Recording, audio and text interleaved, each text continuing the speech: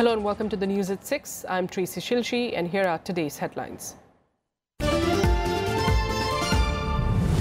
Union Cabinet approves renaming Kandla Port as Deendyal Port and ratification of the extradition treaty between India and Lithuania, treaty to provide legal framework to deport terrorists and criminals.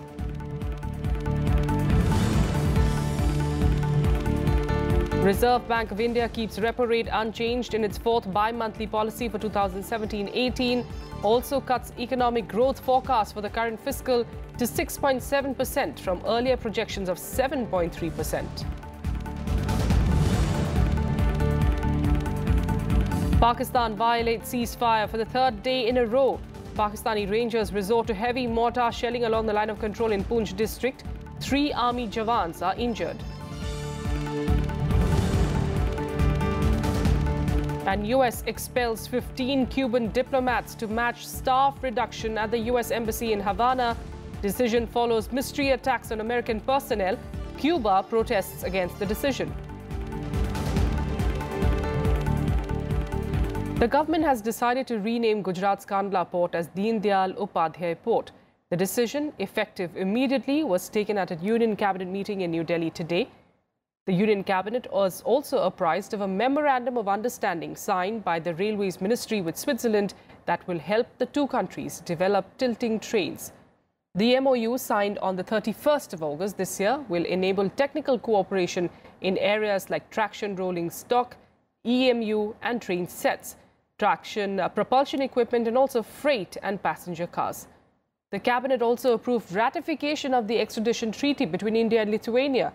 It will provide for a mutual legal framework to deport terrorists, economic offenders and other criminals. Besides this, the Union Cabinet gave ex post facto approval of an MOU between India and Myanmar to upgrade the Women's Police Training Centre at Yametrin in Myanmar. The Reserve Bank of India kept the repo rate unchanged in its fourth bi-monthly policy for the financial year 2017-18 on Wednesday. RBI has also cut the economic growth forecast for the current fiscal to 6.7% from the earlier projection of 7.3%. Here are the details. The central bank provided no respite to loan borrowers ahead of the festive season. The RBI Monetary Policy Panel voted to retain status quo. The repo rate, or the rate at which the RBI lends to the banks, has been retained at 6%, and the cash reserve ratio, the amount of deposits banks park with RBI, was kept unchanged at 4%. The Apex Bank also raised inflation projection to 4.2 to 4.6% for the second half of the current fiscal due to firming global oil prices and uncertainty on the kharif crop output. MPC reviewed current and evolving macroeconomic and financial conditions and decided to keep the policy rate unchanged at 6% while maintaining a neutral monetary policy stance. This was by a majority of 5-1. The MPC reiterated its commitment to keep headline inflation close to 4%. We expressed concern about the loss of momentum of growth in the early months of 2017-18. The RBI also said that the implementation of GST adversely impacted manufacturing and may delay investment revival. Industry chambers had pitched for a rate cut to propel private investments to provide a booster shot to the economy. The concern on the top is the employment that is not being generated, and so the industry was extremely hopeful that the RBI will be focusing more on growth rather than only simply containing the inflation. Unfortunately, हमारी growth जो industrial production है वो कम होती जा रही है. Exports बढ़ नहीं रहे हैं जिस तादाद में बढ़ने चाहिए थे. एम्प्लॉयमेंट पर इसका काफ़ी बड़ा असर पड़ा है. लेकिन आरबीआई ने, मैं समझता हूं कि उन्होंने अपना ध्यान जो है वो केंद्रित किया है कि किसी प्रकार से इन्फ्लेशन को रोका जाए. किसी हद तक वो भी ठीक है कि भाई जब इनकम लोगों की बढ़ नहीं रही है तो इन्फ्लेशन अगर उनके ऊपर ज़्यादा पड़ेगा तो उनके ऊपर दोहरी मार हो जाएगी. The RBI underlined that the recent structural reforms are improving business environment, transparency and increasing formalization of the economy. It, however, cautioned that concerted efforts are needed to restart stalled investment. The central bank also stated that it will continue to work towards resolution of stressed assets in banks. Kriti Mishra's report for Rajya Sabha Television. In other news, Pakistani troops continue to violate the ceasefire along the LOC in Jammu and Kashmir. In fresh cross-border firing on Wednesday, 3 army jawans were injured as Pakistani troops fired from automatic weapons and shelled mortars at forward posts along the LOC in Poonch district. On Tuesday, an army jawan was killed in cross-border firing in Poonch. 2 civilians were also killed in heavy shelling by Pakistan on Monday. Meanwhile, in Srinagar, the wreath-laying ceremony of martyred Assistant Sub-Inspector B.K. Yadav was held. Yadav made the supreme sacrifice while fighting terrorists at the 122 Battalion BSF camp in Srinagar on Tuesday. Bihar Chief Minister Nitish Kumar announced an ex gratia of 11 lakh rupees to the next of kin of B.K. Yadav, who was a native of Bhagalpur.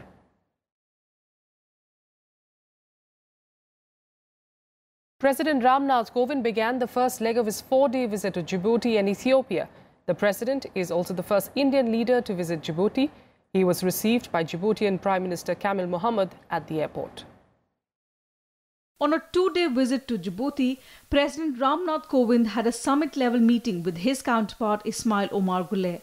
An agreement to streamline regular Foreign Office talks was signed in the presence of both leaders. President Kovind urged the Djibouti president to ratify membership of International Solar Alliance by the country's parliament. Djibouti is a founding member of the Solar Alliance, launched by His Excellency Prime Minister Modi, last year. Djibouti is the founder member of International Solar Alliance along with India and France. This no doubt indicates Djibouti's desire to chart its own independent path, even as China and the US are not part of the alliance. Djibouti has shown itself as a friend of India by coming to its aid to evacuate Indians trapped in war zones of Yemen. The President appreciated the help that was given to Indians who were caught up in the war zone in Yemen, in the rescue effort, in Rahat operation, and also invited the President on behalf of Government of India to attend the Solar Alliance Summit that is going to be held in India in December 2017. Djibouti is important for India because of Chinese military base. At the time of the Doklam standoff, China tried to showcase its military powers from there. India wants to persuade Djibouti not to allow its soil to be used for provocative activities. Djibouti is alive to Indian sensitivities, which was seen in the way Prime Minister Abdul Qadir Kamil Mohammed received President Kovind in a warm ceremonial welcome. Akhilesh Suman's report for Rajya Sabha TV. Vice President M. Venkaiah Naidu meanwhile inaugurated the World Space Week today at the Satish Dhawan Space Centre at Sriharikota in Andhra Pradesh. The Vice President said that ISRO has been achieving good results by taking up space research at its lowest cost compared to other countries. He also recalled the contributions made by scientists like Satish Dhawan and Dr. APJ Abdul Kalam.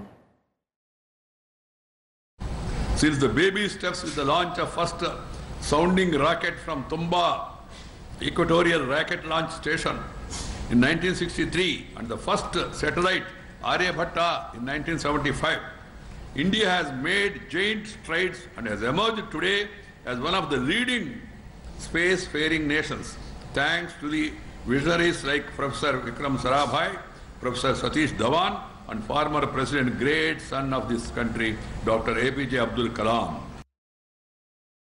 Vice President Naidu also addressed the 49th convocation of Acharya N.G. Rangar Agriculture University in Nellore. Addressing the event, he said that increased production and efficient distribution of food grains can move our country forward to achieve the goal of zero hunger and adequate nutrition for all. Andhra Pradesh Governor and Chancellor of ANGRAU, ESL Narasimhan, and State Agriculture Minister Somireddy Chandra Mohan Reddy were also present on the occasion. You cannot have an imported food security. You must have a homegrown food security. That is the principle one has to understand very clearly. Not only scientists, but also the rulers, the planners, and also the farmers. They should all understand with the growing population and with the changing food habits and with also improving economy, the intake is increasing, the demand also is increasing, and the production also has to adequately increase. On to national politics, and after Amit Shah, UP Chief Minister Yogi Adityanath arrived in Kerala to rally public support against the ruling left party. The BJP has launched a 15-day Protect the People march over the political killings of RSS workers in the state. While the BJP alleges that it is the left's nature to grab power at gunpoint, the left has said that the violence in the state is RSS's doing. Uttar Pradesh Chief Minister Yogi Adityanath arrived in Kerala's Kannur district on Wednesday to participate in BJP's Jan Raksha Yatra. Adityanath undertook a 7-kilometer march along with Kerala BJP leaders against the ruling CPIM for allegedly targeting BJP workers in the state and said that there was no scope for political violence in a democracy. Communist सरकार को त्रिपुरा और waste Bengal की सरकार के लिए ये यात्रा एक आईना है कि वे अपने कृत्यों के बारे में पश्चाताप करें और निर्दोष लोगों की हत्याएं बंद करें। यह दुर्भाग्यपूर्ण है, लोकतंत्र में हिंसा के लिए कोई जगह नहीं, लेकिन यहाँ पर निरंतर राजनीतिक कार्यकर्ताओं की हत्याएं हो रही हैं। BJP President Amit Shah had launched the Yatra from Kerala Chief Minister Pinarayi Vijayan's hometown in Kannur on Tuesday. The Yatra will travel through the state before culminating in Thiruvananthapuram on the 17th of October. Several senior party functionaries are also likely to join the 14-day march. Shah also announced the Padyatra campaign against political killings in Kerala in all state capitals. जब से यहाँ पर communist गठबंधन की सरकार आई है, Bharatiya Janata party और राष्ट्रीय स्वयंसेवक संघ के 13 से ज्यादा कार्यकर्ताओं की हत्या कर दी गई है। केरल में पयन्नूर से लेकर त्रिवेंद्रम तक जाने वाली है और हर रोज केरल की जनता को एक कम्युनिस्ट हिंसा के खिलाफ एकजुट करने का काम करने वाली है। Senior left leaders have called BJP's march a disinformation campaign and blamed the violence on the BJP itself. What baton is Yogi Adityanath to take? Their relay race is a race of violence, of terror, of intimidation, of bullying, because these are all encounter specialists. This is in the DNA of the RSS. So when they go to Kerala, people of Kerala will show them the schools of Kerala, they will show them the hospitals of Kerala, and let Adityanath learn from the hospital and health system in Kerala to help the poor children of Gorakhpur. Kerala has been witnessing violent tension due to BJP left political rivalry in the state. While BJP accuses the ruling left government of promoting the killings of RSS workers in Kerala, the left leaders claim that at least 85 leaders have been brutally killed by RSS supporters since 2002. Bureau Report, Rajya Sabha TV. A $4.5 billion agreement was signed in the presence of Finance Minister Arun Jaitley and his Bangladeshi counterpart AMA Muith in Dhaka today. The credit agreement focused on infrastructure and social sector development. The new Indian line of credit will fund 17 major projects in Bangladesh that include electricity, railroads, roads, shipping and ports. Bangladesh will pay an interest rate of 1% a year. It will have 20 years to pay back the loans with a grace period of 5 years. Jaitley said that India has stood by Bangladesh's attempts to develop and will continue to do so in the future. The agreement was announced during Bangladesh Prime Minister Sheikh Hasina's visit to India in April. Back home, the centre has reduced the basic excise duty rate on both branded and unbranded petrol and diesel by 2 rupees per litre. The new price has been effective from today onwards. The move comes amid the recent hike in prices of petrol and diesel, which is being attributed to wavering market price of crude oil. According to the Finance Ministry, the move is an attempt to soften the impact of rising international prices of crude, petroleum oil and petrol and diesel on their retail sale prices. It also asserted that a decision has been taken by the government in order to protect the interests of the common man.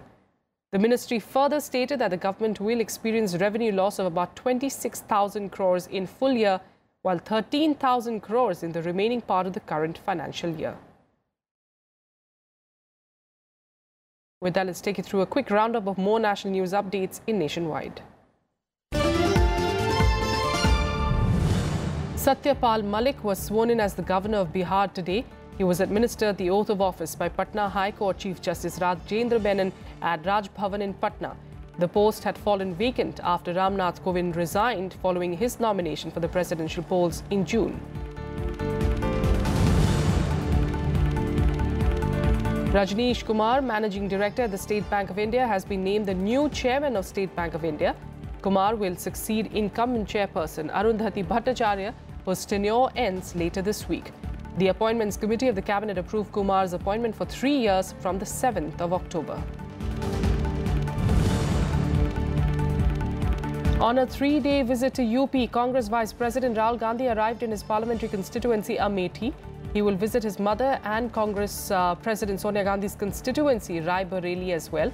On the last day of his visit, he will hold a Janta Darshan in Rai Bareli and meet workers there. Hanipreet Insan, the adopted daughter of convicted Dera Sacha Sauda chief Gurmeet Ram Rahim Singh, was sent to 6-day police remand by the Panchkula court today.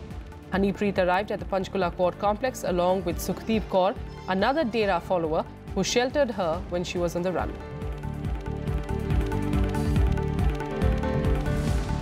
With that, a quick break here. More news follows in a bit.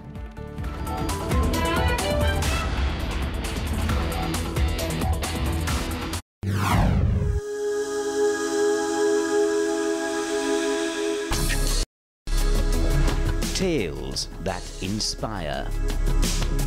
Stories of social change.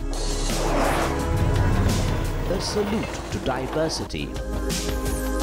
Promoting public discourse. Events that motivate. Inspiring the innovative spirit. Watch Rajya Sabha television documentaries.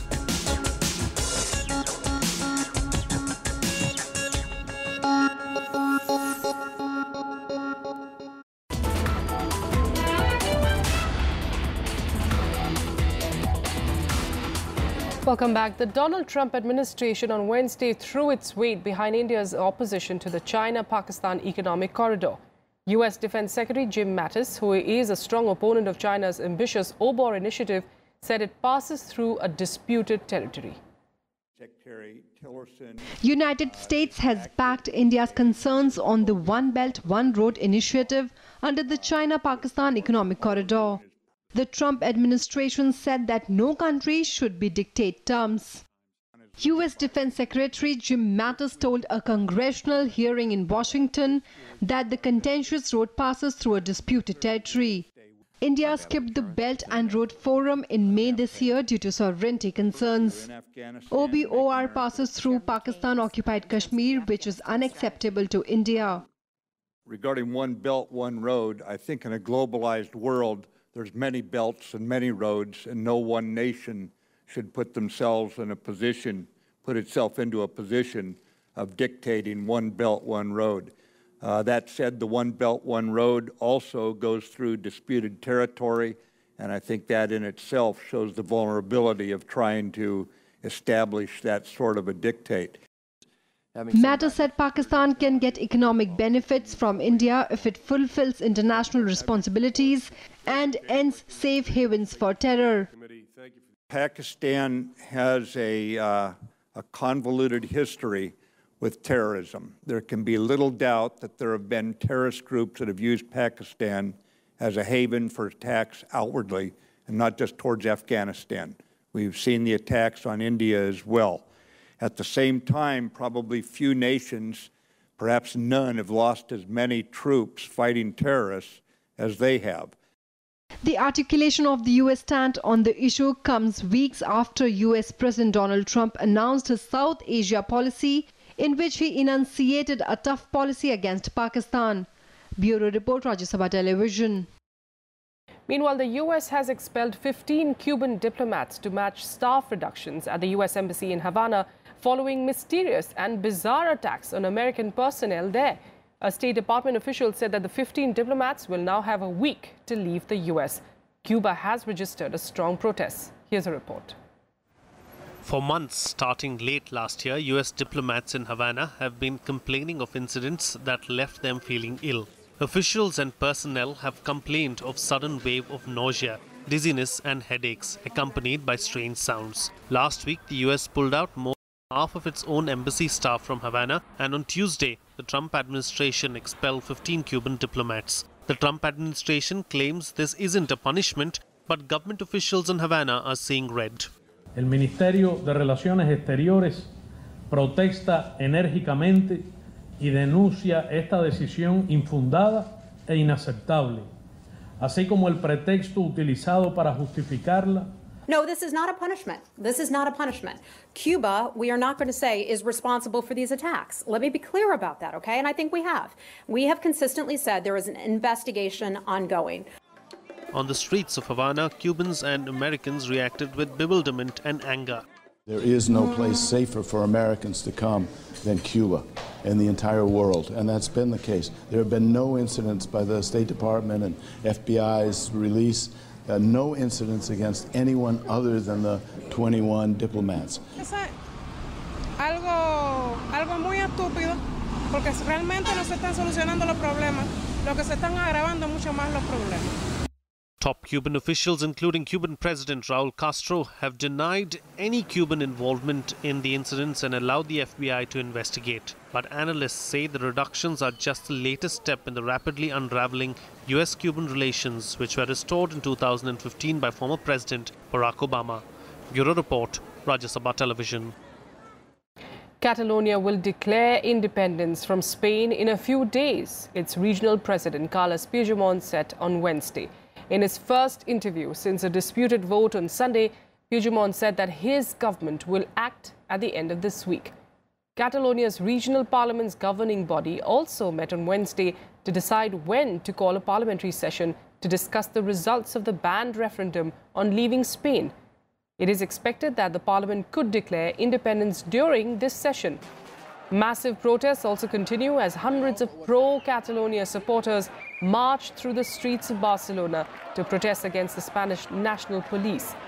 As tensions between Spain and the northeastern Catalonia region continue to mount, Spain's King Felipe VI called for unity. He, however, accused the Catalan leaders, who staged a banned independence referendum on Sunday, of shattering democratic principles and of dividing Catalan society. Con sus decisiones han vulnerado de una manera sistemática las normas aprobadas legal y legítimamente, demostrando una deslealtad inadmisible hacia los poderes del Estado. Hoy la sociedad catalana está fracturada y enfrentada. Esas autoridades han menospreciado los afectos y los sentimientos de solidaridad que han unido y unirán al conjunto de los españoles. Declarar la independencia 48 horas después de que se hagan oficiales todos los resultados que se están escrutando. Probablemente esto va a acabar cuando haya los votos del exterior, a final de semana, y por tanto nos movemos entre el fin de semana e inicios de la semana que viene. And here's what else made news across the world in Global Buzz. The Las Vegas Metropolitan Police Department released raw camera videos of police officers responding to the mass shooting by 64-year-old Stephen Paddock. Authorities said that Paddock left an arsenal of 49 guns, but no clear clues as to why he staged the attack on a crowd of 20,000 from the Mandalay Bay Hotel in Las Vegas. 59 people were killed and more than 500 people were injured in that incident. Pakistan's Finance Minister Ishaq Dar appeared before an anti-corruption court to face graft charges filed in a Panama Papers case. The NAB team has provided a list of 28 witnesses to the court that adjourned the hearing till the 12th of October, when 2 more witnesses will be called in to give evidence. Scientists Jacques Dubochet, Joachim Frank and Richard Henderson won the 2017 Nobel Prize for Chemistry to develop cryo-electron microscopy, which simplifies the imaging of biomolecules. Chemistry is the third of this year's Nobel Prizes after the winners of the medicine and physics prizes were announced earlier this week. That's all we have for you on the news at 6. Thanks so much for joining us. Coming up next is The Big Picture.